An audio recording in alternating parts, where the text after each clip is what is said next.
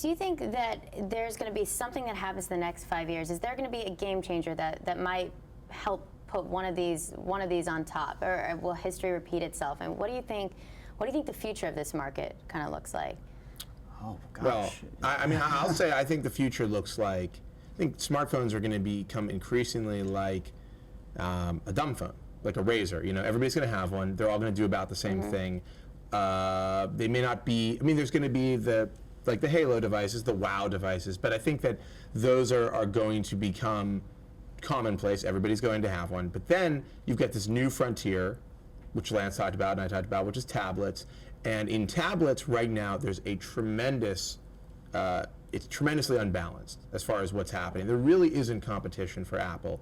And unless Google and HP and Research in Motion can really find a way to thrill consumers, and I wrote an editorial about this, and about the post-PC world that Apple, which is what Apple calls it, they're competing, they are truly competing in the same way they competed on PCs right now. They're saying, we've got a bigger screen, we've got better specs, we've got better cameras, but the experience is not great. It's not great for consumers. And Apple's saying, hey, who cares about, that's dumb stuff, specs and screens, and here's what you can do on our device. Here's GarageBand on our device. And it's a really, you reviewed, I mean, you've used the iPad too. Did you review it? Yeah, I mean, I spent a lot of time with it. It's a pretty magical experience. I have to say, like, and I come from a background of producing music, and I expected to be kind of turned off by GarageBand on an iPad. GarageBand is shocking. Honestly, it is. It really is. It is a very rich app, and again, it's $4.99. $5, and the experience is, there's nothing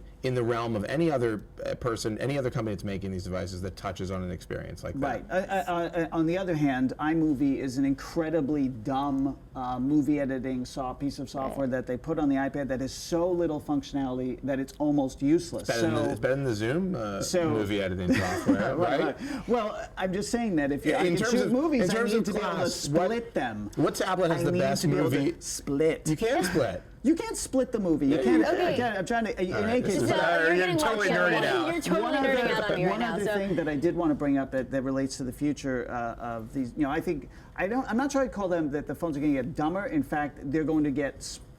I know what he means, though, what Josh means, but I didn't mean they were going to be dumb. Smart. They're going to be the most important device in our life. Yeah. And I think the Aria, which is a smartphone that drops into a laptop, which is more dumb than this phone, is a very interesting concept. I don't know if they've really got it quite right, but this idea that the phone is really where you work, your life, everything lives, and you sort of drop it into different places to do different things. So you're never really fixed on one piece of larger hardware device. I totally agree. Tablets is another separate area that's going to continue to grow and boom. But I think this other thing about how important, phones will not get less important, they'll get more important, even though they're more alike than ever.